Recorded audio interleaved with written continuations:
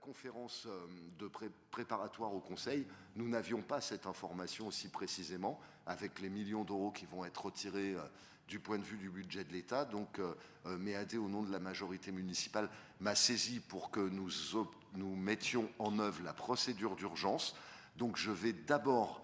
je ne sais pas si les arguments que je vous donne là sont suffisants, mais je soumets au vote du Conseil le fait que nous adoptions cette procédure d'urgence pour débattre de ce vœu. Qui est favorable à la procédure d'urgence? Merci. Ben là aussi, c'est une unanimité complète. J'en profite pour saluer, je ne vais pas les nommer parce que j'aurais peur d'en oublier, mais de saluer les acteurs du monde culturel présents dans la salle ce soir, dans le public. Je note notamment une importante délégation du théâtre Antoine Vitesse et une importante délégation du théâtre El Duende. Et voilà, je leur envoie un cœur de solidarité dans les moments que nous traversons et je leur réaffirme tout notre soutien de ce point de vue-là. Et donc, je propose que nous passions ce vœu en tout début de séance et je passe immédiatement la parole à MEAD Bernard. Bonsoir à toutes et à tous. Merci, Monsieur le maire. Budget de la défense, plus 3,2 milliards. Budget de la sécurité, plus 1 milliard. Budget de la justice, plus 500 millions. Budget de l'écologie, moins 3 milliards. Budget des collectivités, moins 2,2 milliards. Budget de l'enseignement supérieur et de la recherche, moins 1 milliard. Budget de la culture, moins 150 millions. Budget de l'enseignement, moins 225 millions, sans parler ici de la situation des AESH et du non-remplacement des professeurs, mais je dirais que c'est un autre sujet. Budget de la part collective du Pass Culture, moins 25 millions. Au milieu de ces chiffres qui donnent le vertige, retenons que le budget dédié à la part collective du Pass Culture est une paille à l'échelle d'un budget 2025 de quelques 500 milliards d'euros. Et pourtant, s'y attaquer, c'est mépriser 5,6 millions d'élèves. Le Pass Culture est composé de deux dispositifs, la part individuelle et la part collective.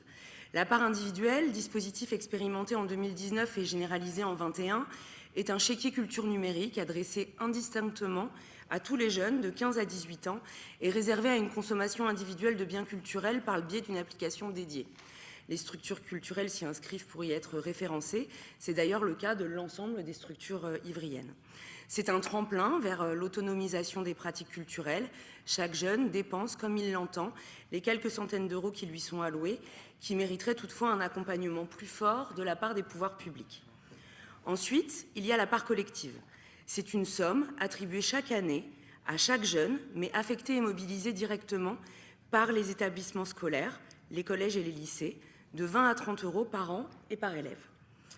Du point de vue du budget de l'État, cette ligne est allouée au ministre, à la ministre, pour le coup, de l'Éducation nationale. Ces crédits permettent de financer des projets collectifs d'éducation artistique et culturelle, ce qu'on appelle communément l'EAC, portés par des enseignantes et des enseignants pour leur classe, validés par la plateforme Adage, bien connue des acteurs du secteur, en lien étroit avec les structures culturelles repérées. L'objectif affiché est donc bien le développement de l'EAC. La part individuelle et la part collective du Pass Culture ne sont donc pas les deux volets d'un même dispositif, mais bien deux dispositifs distincts, poursuivant des objectifs différents et non interconnectés technologiquement. Depuis 2013, le budget affecté par l'Éducation nationale à cette part collective augmentait, et nous nous en réjouissions. Il augmentait car les établissements scolaires, partout dans le pays, s'en sont emparés avec détermination et engagement. Il augmentait grâce à l'apport des structures culturelles, des musées, des théâtres, des salles de concert, des cinémas, l'apport d'un film, d'une visite, d'un spectacle vivant, en complément d'un enseignement. C'est essentiel pour mieux comprendre et appréhender le monde, pour stimuler des imaginaires et pour partager des savoirs. La nouvelle ministre de l'Éducation nationale, Elisabeth Borne, ne voyant probablement pas l'émancipation d'un bon œil, a décidé de geler, en catimini, cette part collective du Pass Culture du jour au lendemain. Ainsi, fin janvier, elle décide d'un gel pour l'année scolaire en cours. La plateforme Adage est alors en surchauffe. On comptabilise près d'1 million de connexions provenant de professeurs et de professionnels de la culture engagés partout dans le pays qui tentaient de valider des actions menées avec les classes avant le couperet du gouvernement. Notons d'ailleurs ici le peu d'égard de ce dernier à l'endroit du corps enseignant et des élèves de ce pays. Cette décision est brutale, injuste, totalement incomprise, elle est empreinte de mépris et d'une violence absolument inouïe. C'est alors toute une partie du modèle économique de la culture qui tombe, de la billetterie en moins pour les structures, des artistes et des troupes qui ne pourront plus travailler, des jeunes qui ne pourront s'enrichir de cet apport indispensable à leur formation. Une fois encore, la culture est une des variables d'ajustement d'un président et d'un gouvernement illégitime, Lucie Castès, tu nous regardes, qui préfère subventionner le Puy du Fou plutôt que de maintenir le financement d'un dispositif efficace, favorisant la confrontation de milliers de jeunes aux arts et au monde.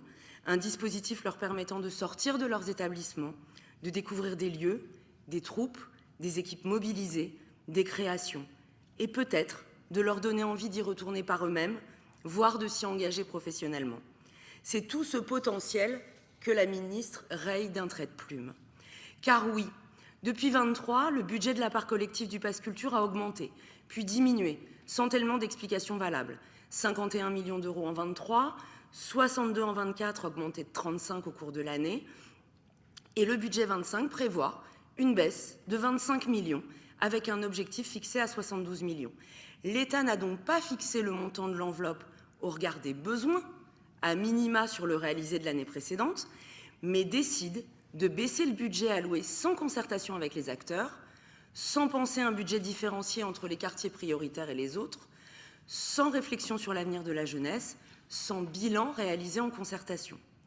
De la concertation, il y en aura eu pour autant beaucoup plus ces derniers jours à l'attention des grands patrons, contris par l'impôt exceptionnel sur les entreprises réalisant des chiffres d'affaires supérieurs à 1 milliard d'euros.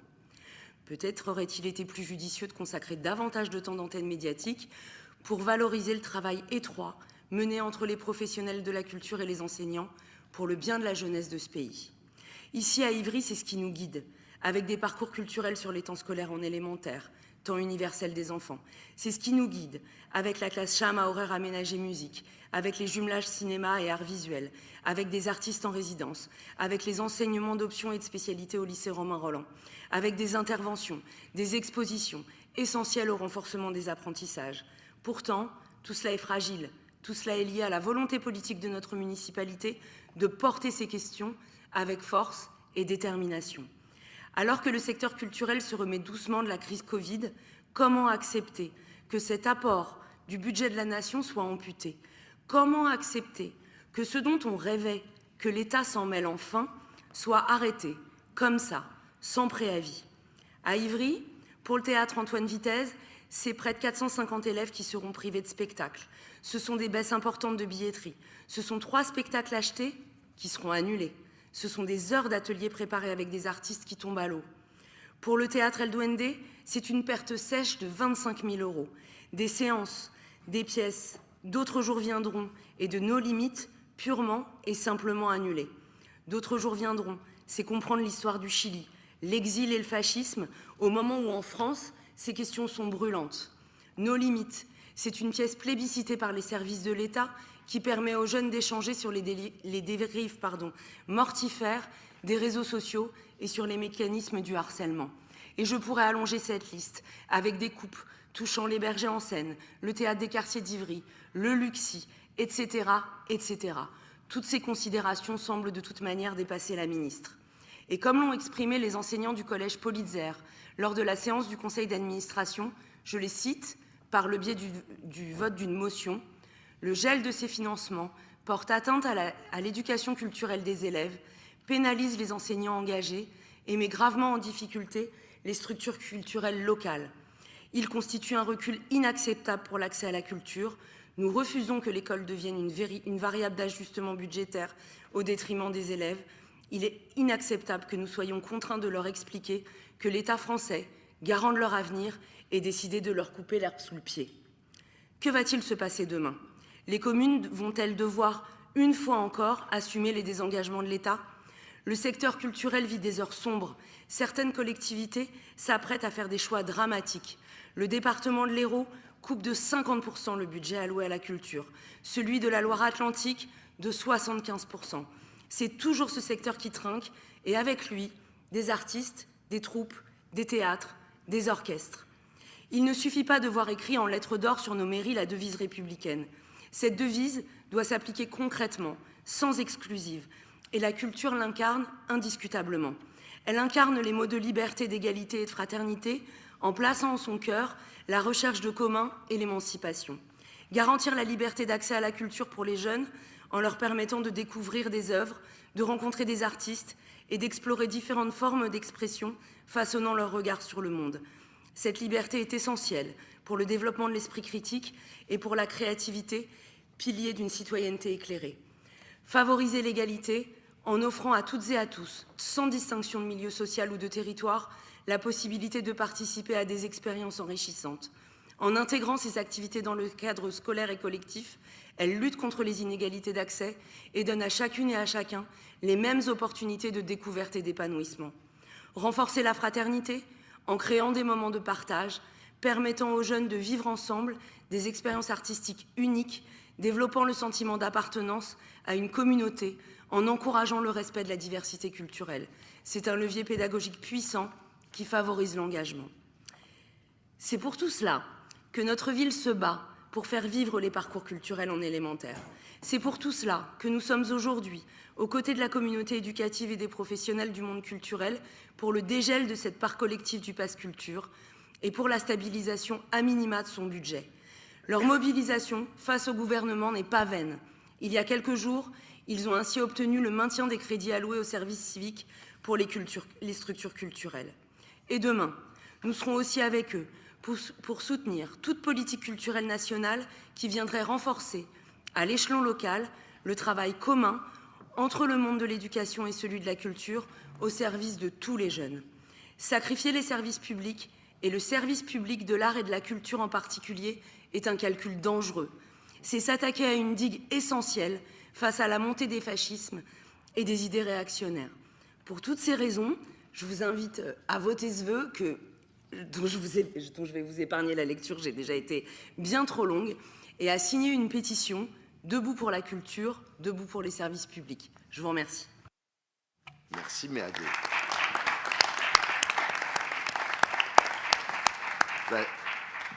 Merci à toi Méadé pour la précision de ton intervention.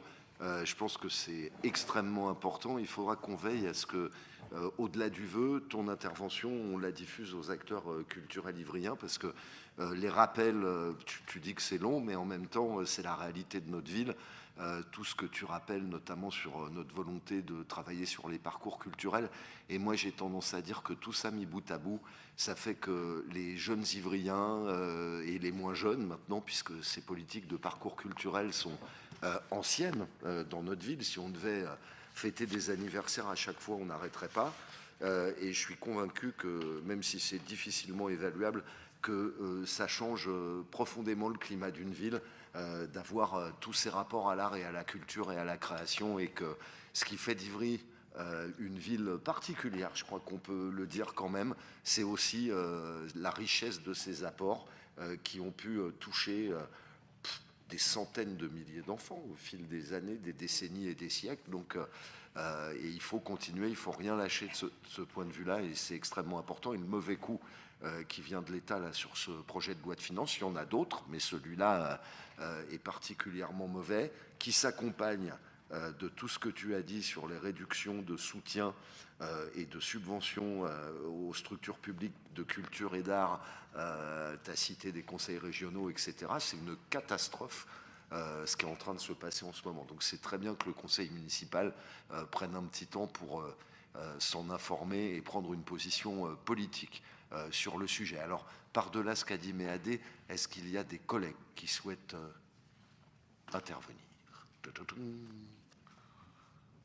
Je n'en vois pas. Bah, écoute, Méadé, ton intervention a, semble-t-il, emporté une adhésion forte de la part de l'Assemblée communale. Donc, je mets aux voix qui est pour l'adoption de ce vœu. Eh bien, super, une unanimité complète. Alors, je ne voudrais pas penser que l'absence des élus de droite qui commencent à m'inquiéter, y soit pour quelque chose dans l'adoption à l'unanimité de ce vœu. Je crains que oui, peut-être y aurait-il eu des abstentions, mais en tout cas, c'est un vote unanime du conseil municipal. Et encore une fois, je renouvelle ce que tu as dit en direction des acteurs culturels de la commune. On sera avec eux dans tous les combats. qu'il faudra opérer. Et en tout cas, du point de vue de la commune d'Ivry, comme ce soir nous avons à l'ordre du jour de notre assemblée communale le débat d'orientation budgétaire pour l'année 2025, alors sans, comment dire, déflorer ce que Warda pourra nous dire tout à l'heure, mais en tout cas, notre budget aussi, c'est un outil de résistance pour le maintien du service public et c'est de grands changements politiques nationaux dont nous avons besoin pour ne pas être tout seul dans ces combats et dans ces résistances. Et la ville, malheureusement, et on le verra tout à l'heure, ne pourra pas se substituer à tous les mauvais coups d'où qu'ils viennent, mais c'est bien une question de bataille politique et de résistance qui est engagée. Mais en tout cas, pour 2025, on va passer le cap et on va se mettre en résistance encore une fois de plus. Voilà. Merci en tout cas. Et je vous propose, alors, comme à partir de là, on rentre dans les débats du Conseil et que j'ai, comment dire...